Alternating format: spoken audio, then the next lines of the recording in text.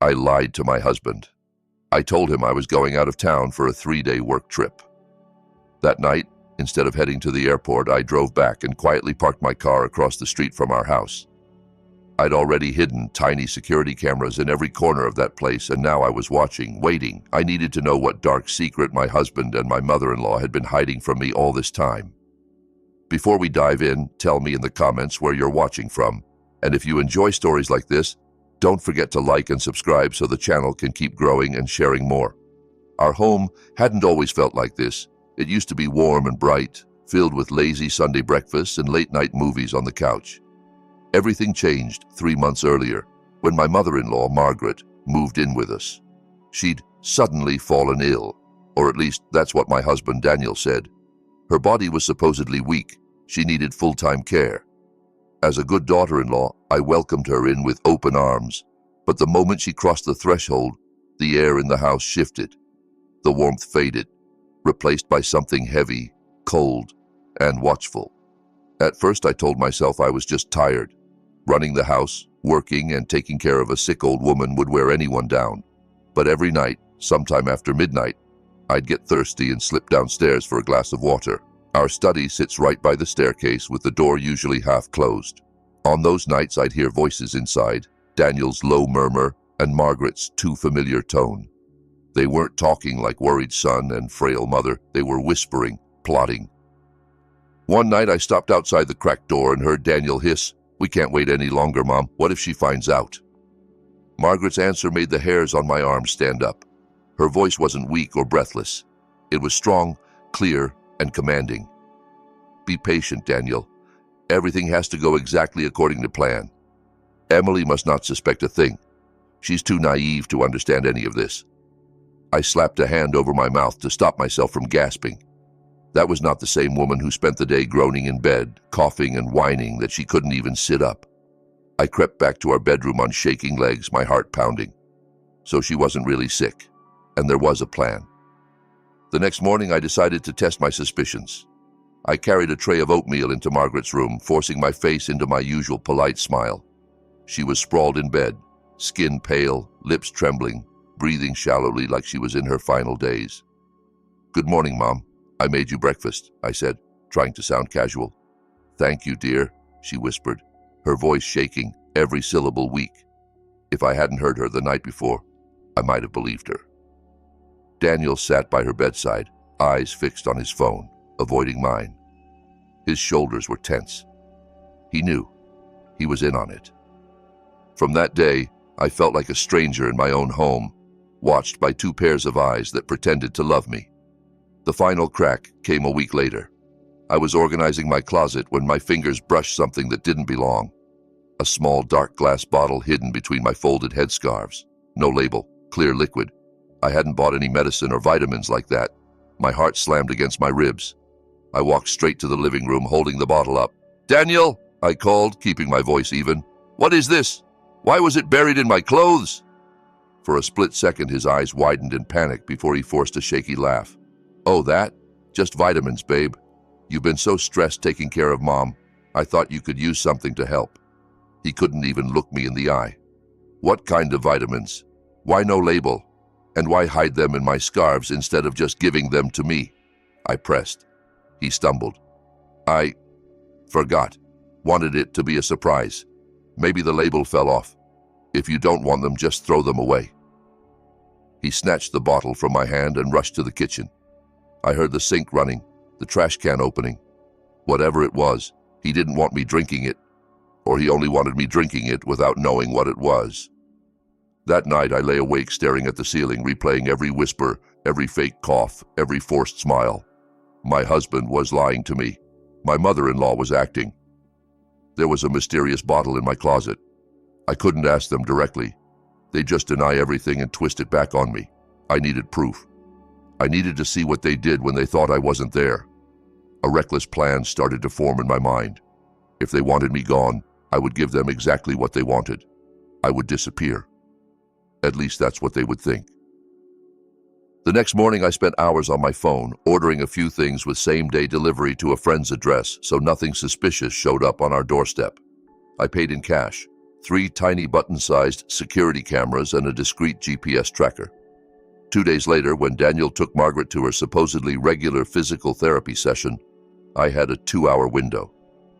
My hands shook as I moved through the house, placing the cameras. One hidden between decorations on the living room shelf, another in a fake smoke detector in the hallway, aimed straight at the study and Margaret's door. The last one, waterproof, slid into the soil of a big planter by the front gate, facing the driveway and street, all connected to an app on my phone. I drove to a public dumpster across town to throw away every box and receipt.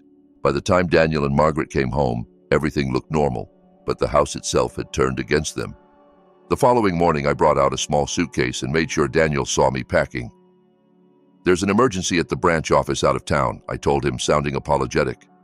"They need me there for 3 days. I'm so sorry. I know your mom needs attention right now." Daniel looked startled, then oddly relieved, a flicker of anticipation in his eyes.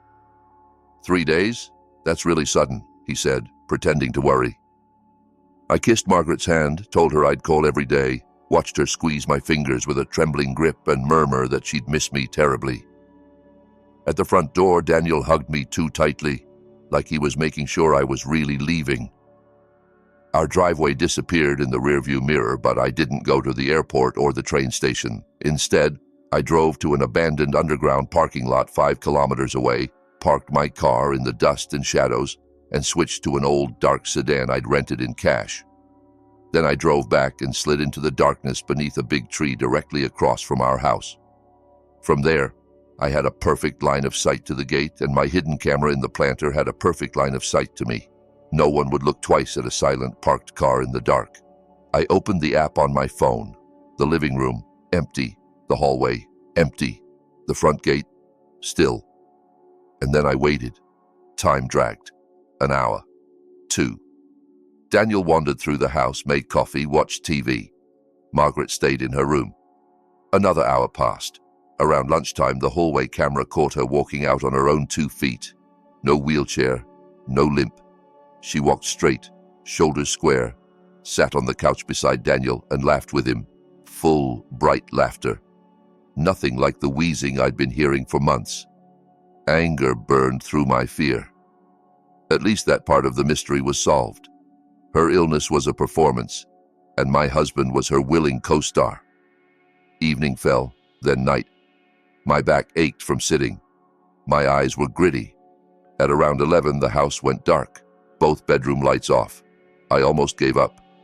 I slid the key into the ignition, ready to find a cheap motel and sleep off my disappointment. That was when a sharp knock on my window made me jump. I let out a strangled gasp, my hand flying to my chest. Outside, in the darkness, stood a very thin old man in worn clothes and a faded coat, his face deeply lined, his entire body trembling. His eyes were huge with fear, not menace. "Miss," he rasped through the glass, voice hoarse and urgent. "Please, please don't go." I cracked the window just enough. "Who are you? Why are you watching my car?" My voice shook as much as his. "I'm Carter," he whispered, glancing nervously toward my dark house.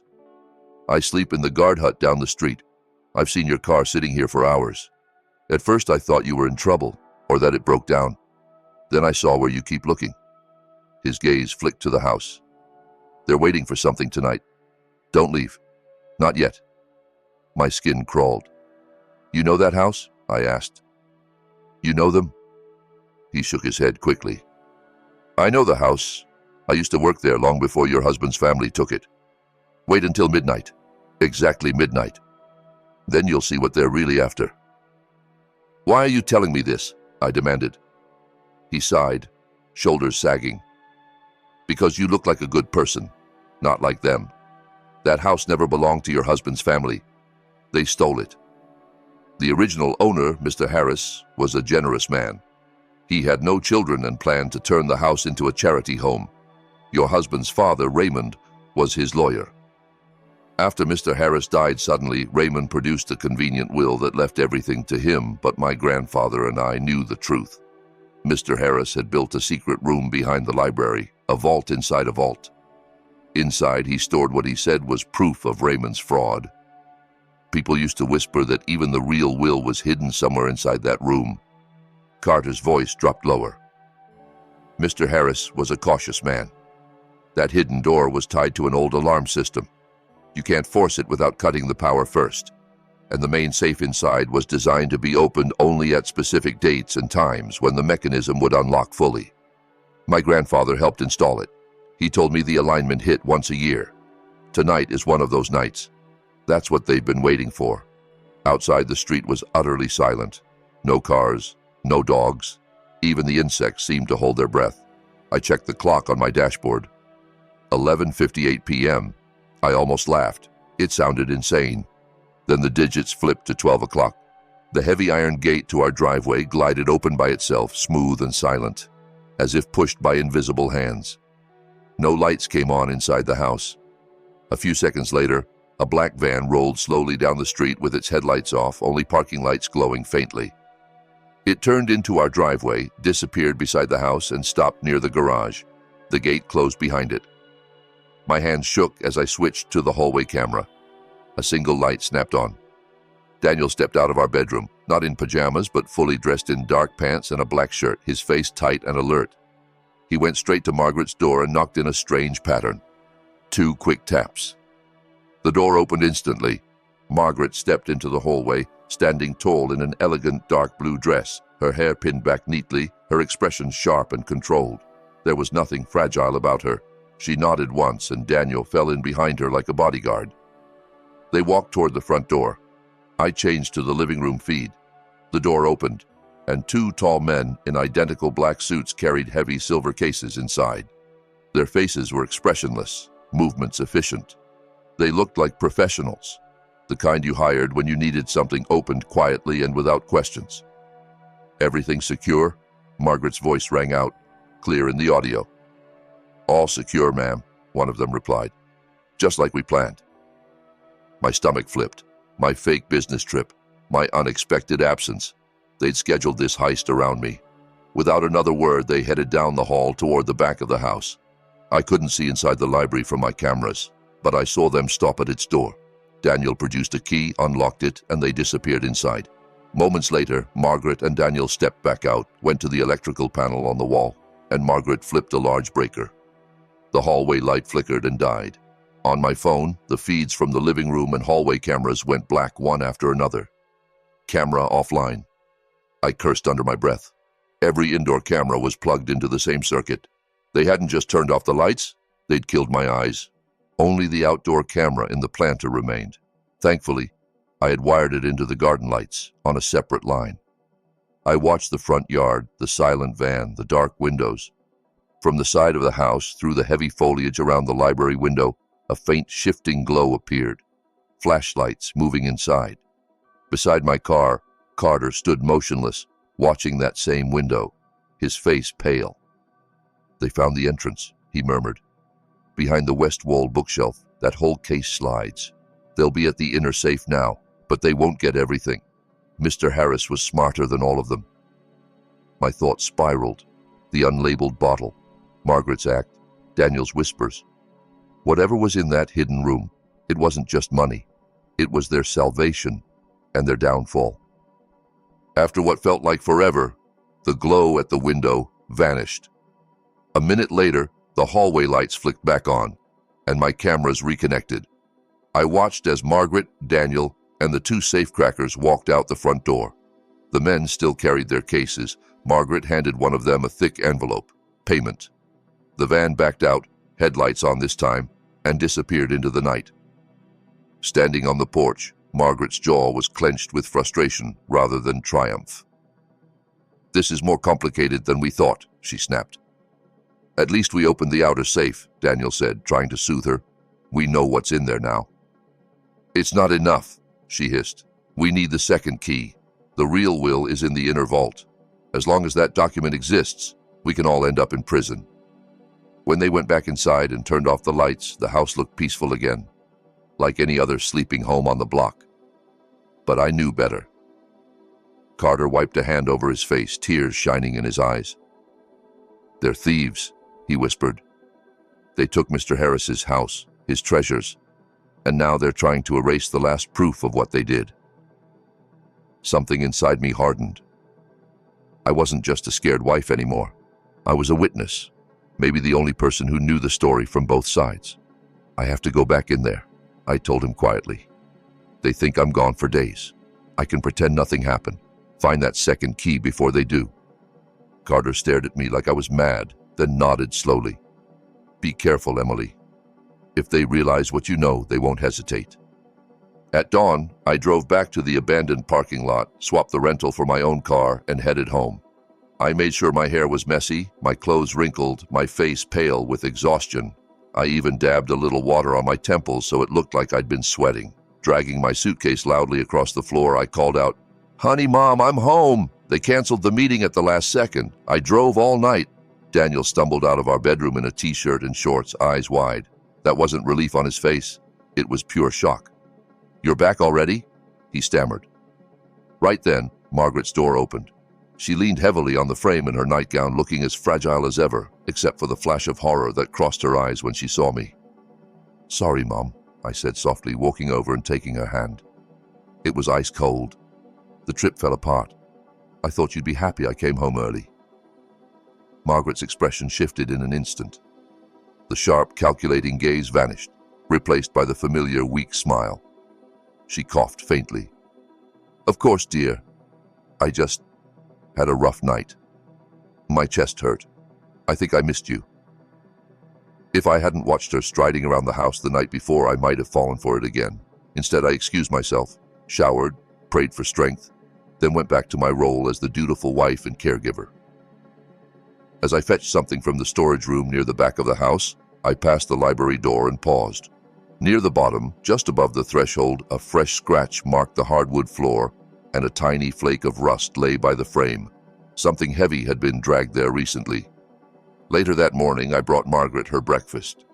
As she ate, my eyes caught on something new around her neck, an old gold chain with an unusual pendant, a small metal cylinder covered in intricate engravings. It didn't look like jewelry. It looked like a piece of machinery, a key. "That's a beautiful necklace, Mom," I said lightly, stirring the oatmeal. Her fingers flew to the pendant, closing over it protectively. "Oh, this? Just one of your father-in-law's old keepsakes. I found it in a box and decided to wear it again." She lied smoothly. I'd lived in that house for years and had never seen it before. My pulse quickened. That had to be the second key the safecrackers mentioned. Ironically, she'd probably pulled it from the very vault she was trying to open. I needed a closer look. That afternoon, I went back to her room with a glass of water and some medicine. As I crossed the floor, I tripped on the edge of the rug. Water splashed all over Margaret's chest, soaking her nightgown and the pendant. "Oh my God, I'm so sorry," I gasped. "Are you okay? Let me help you." "Emily," she snapped, truly annoyed for once. "It's freezing." She started dabbing at the necklace. "Let me take it off so it doesn't rust," I said gently. "It would be a shame to ruin your late husband's things."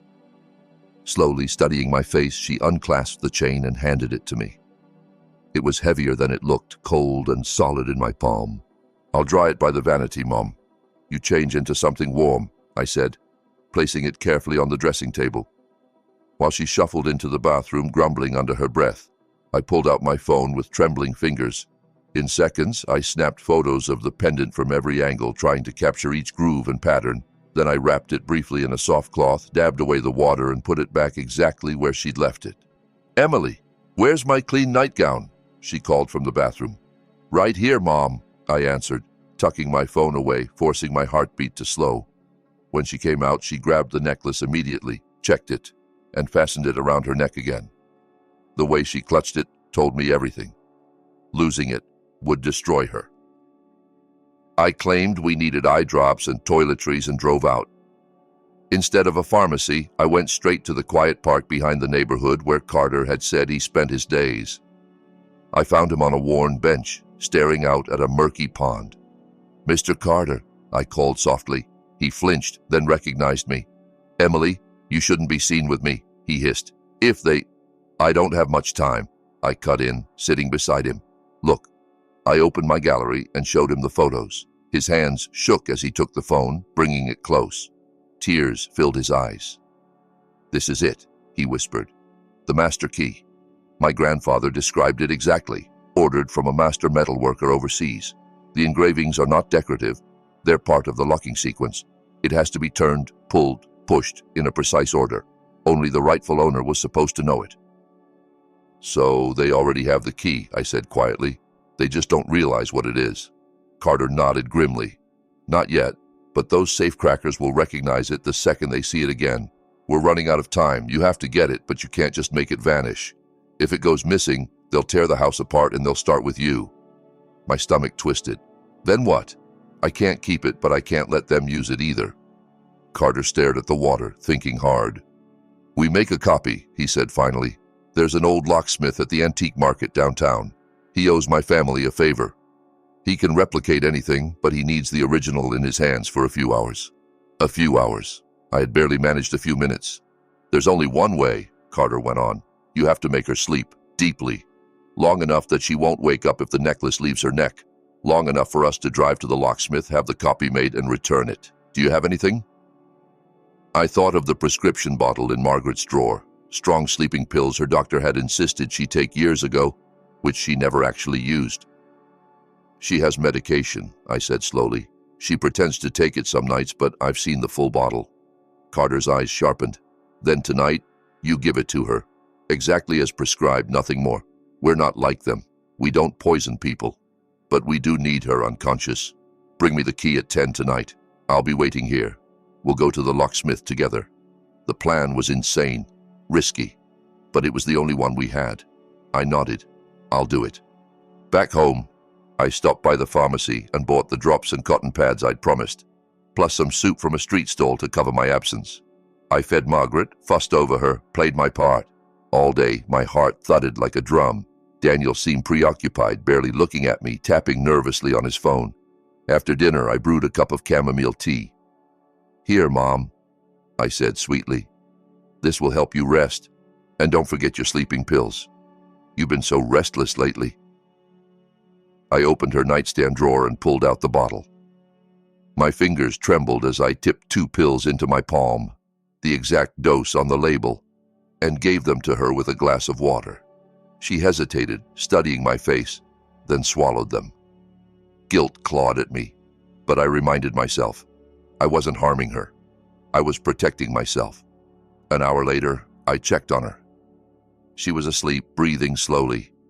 I waited another hour, pacing the hallway, listening for Daniel. His light stayed on, his footsteps moving back and forth. I couldn't risk him seeing me leave the house with a pendant.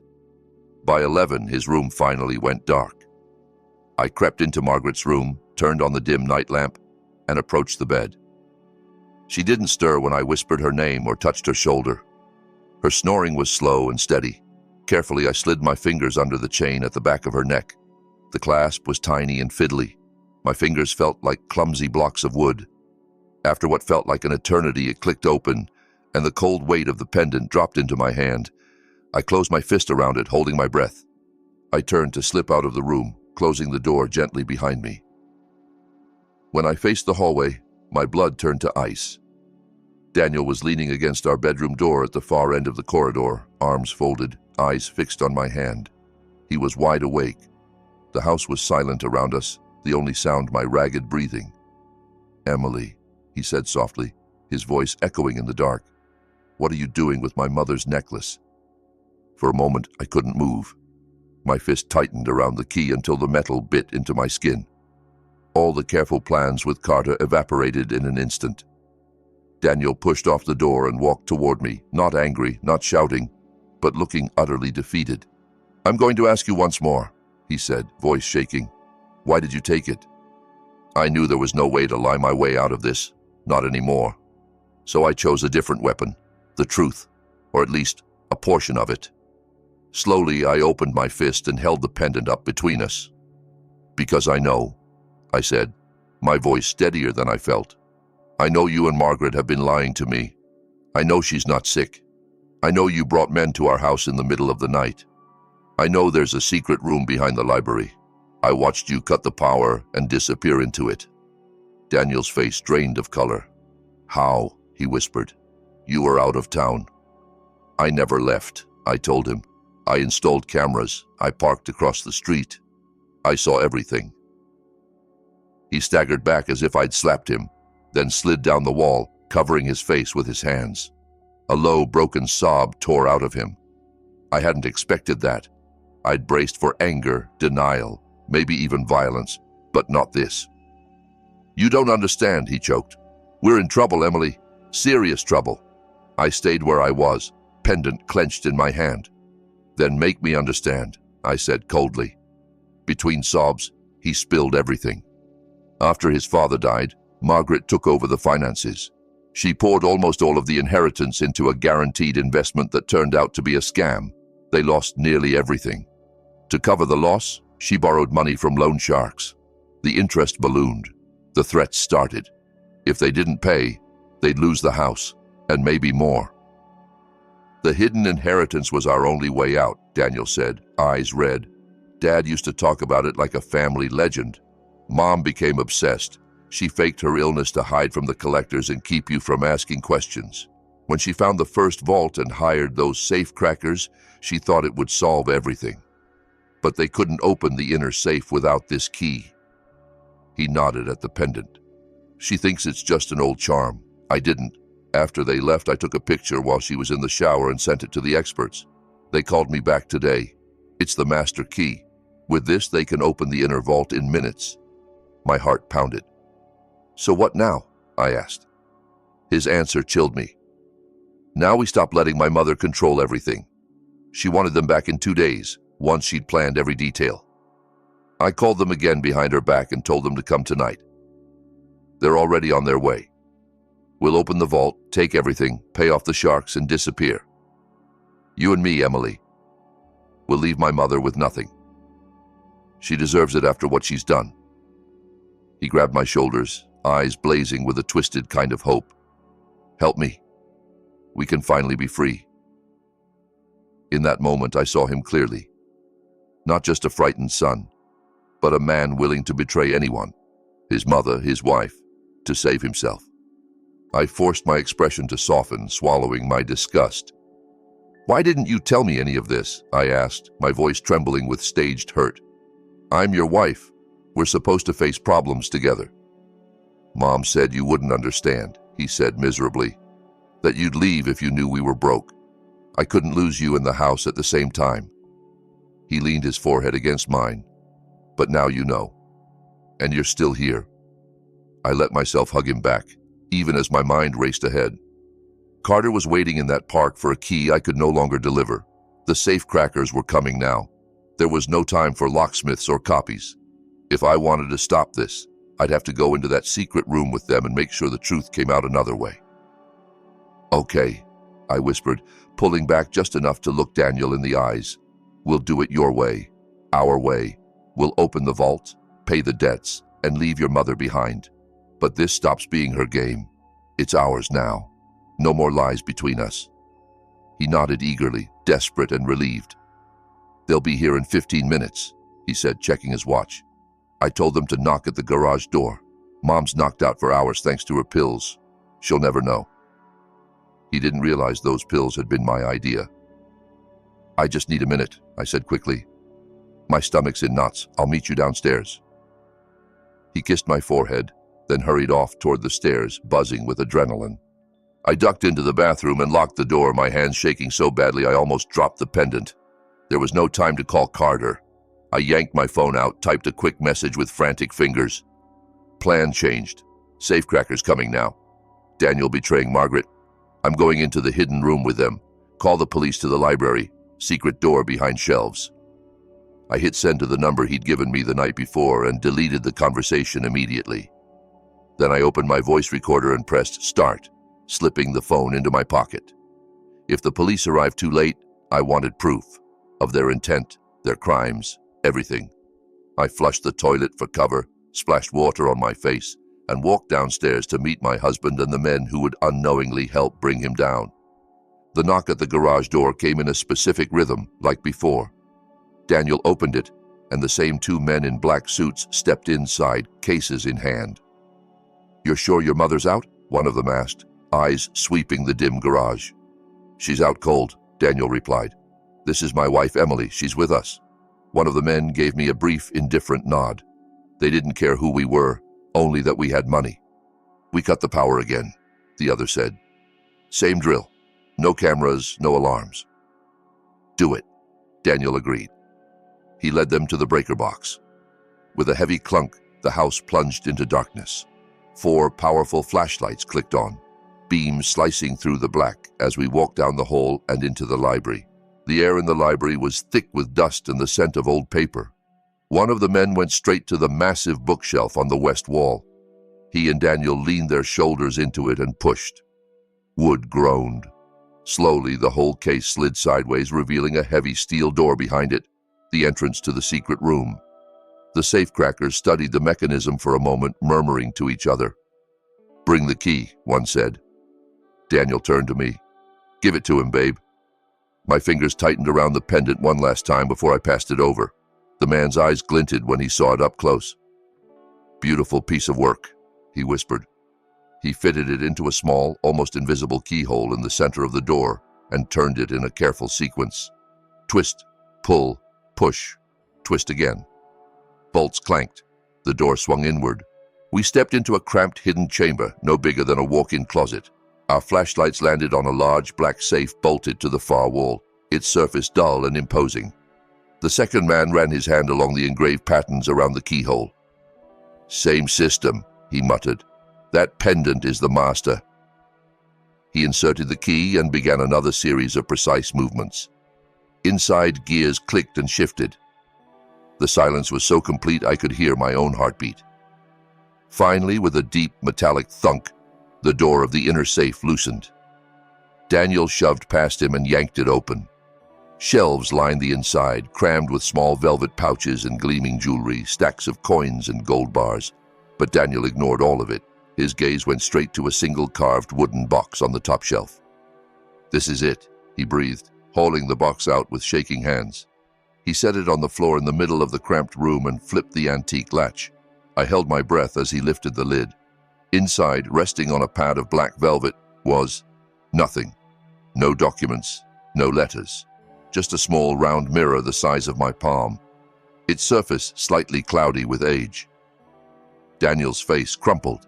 "What the hell is this?" he shouted. "Where's the will? Where are the papers?"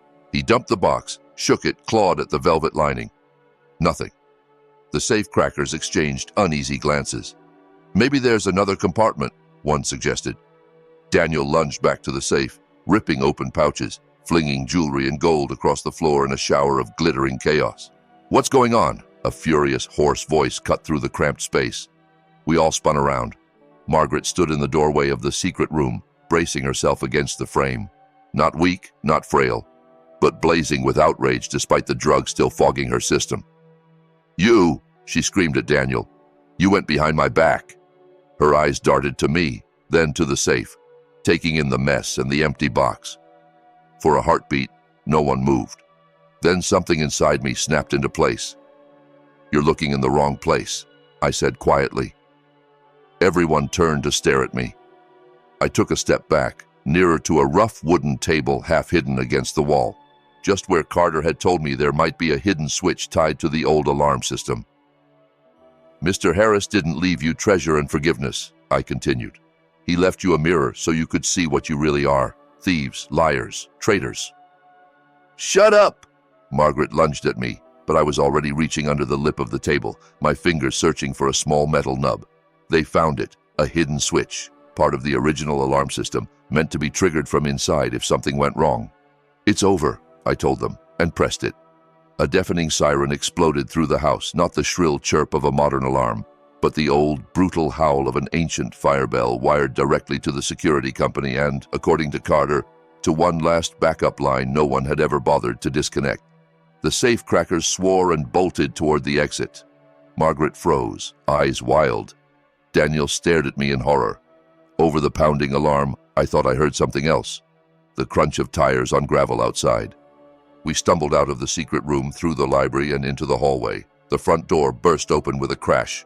"Police! Don't move!" Floods of white light from flashlights blasted into the house. 3 officers stormed in, weapons drawn, shouting orders. The safecrackers dropped to the floor immediately, hands over their heads. Daniel lifted his hands, shaking uncontrollably.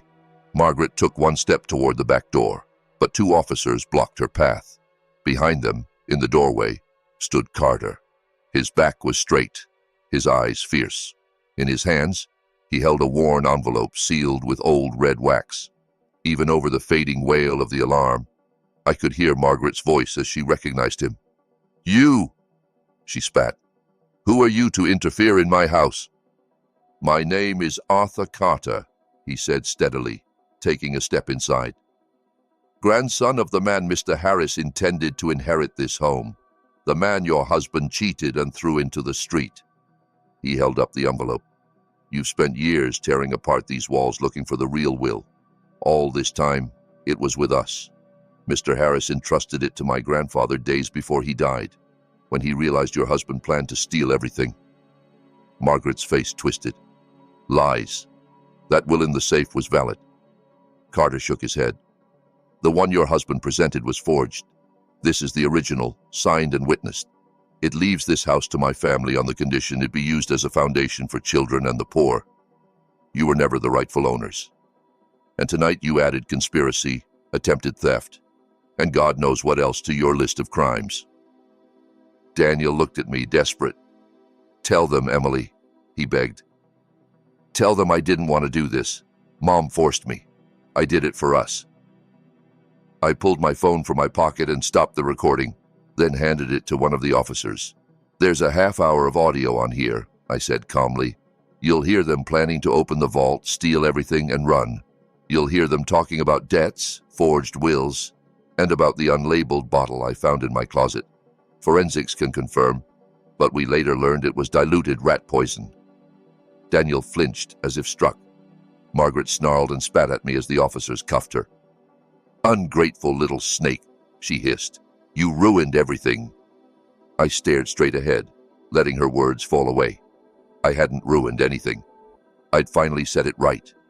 The investigation and trial took months. The original will was authenticated beyond any doubt. The safe's contents were cataloged. Jewelry, gold, rare items belonging to Mr. Harris personally. The loan sharks were questioned and in the end became witnesses themselves, describing Margaret's desperate attempts to hide assets. The safecrackers, eager to reduce their sentences, testified openly about how they'd been hired, first by Margaret, then by Daniel behind her back. The lab confirmed the bottle's contents. The court listened to my recording, every chilling word replayed in a silent courtroom. Their plans, their contempt, their intention to erase the last traces of Mr. Harris's legacy. Margaret and Daniel were found guilty on multiple counts: fraud, forgery, conspiracy to commit robbery, money laundering, and attempted poisoning. I had filed for divorce long before the verdict. When the legal dust settled, the house was finally officially returned to Carter as the rightful heir under Mr. Harris's will, with the condition that it become a charitable foundation. The personal treasures inside the vault, those not specifically tied to the house, were also handed to him as his legal inheritance. One afternoon, as I was packing the last of my things to leave that house forever, Carter knocked on the bedroom door. He looked different, cleaner, healthier, wearing a pressed shirt instead of the rags I'd first seen him in. "Emily," he said quietly, placing a small, sturdy case on the bed. "Mr. Harris wanted this home to help people, and he believed in rewarding honesty. These valuables are mine by law, but I wouldn't have any of it without you. I want you to take this. Consider it the start of your new life." I shook my head instinctively. "I can't take your inheritance," I protested. "You waited your whole life for justice." He smiled sadly. "Justice doesn't mean hoarding everything for myself. This isn't payment. It's a partnership. Use it to build something good. Mr. Harris would have liked that." Eventually, with tears in my eyes, I accepted. Not because I wanted the money, but because I wanted what it could become. 1 year later, the old mansion stood transformed. Fresh paint gleamed on its walls. A new sign by the gate read, "Harris Hope Foundation, Children's Home and Learning Center." Children's laughter rang through the gardens as Carter, now living in a small cottage on the grounds, watched them play with a peaceful smile. In another city, in front of a smaller but welcoming building, I stood beneath a sign of my own, Safe Haven, Emily Foundation for Women and Children. The case Carter had given me had become beds, counseling rooms, legal aid, and safety for people who, like me, had once felt trapped and alone. Mr. Harris's stolen wealth had finally become what he'd always intended, a refuge. Somewhere far away in cold gray cells, Margaret stared at a blank wall with no audience left for her performances, and Daniel drowned in the consequences of his cowardice. Justice had taken its time, but in the end, it arrived. And if you were in my place, what would you have done? Tell me in the comments. And if you made it this far, don't forget to like this video and subscribe so you don't miss the next story.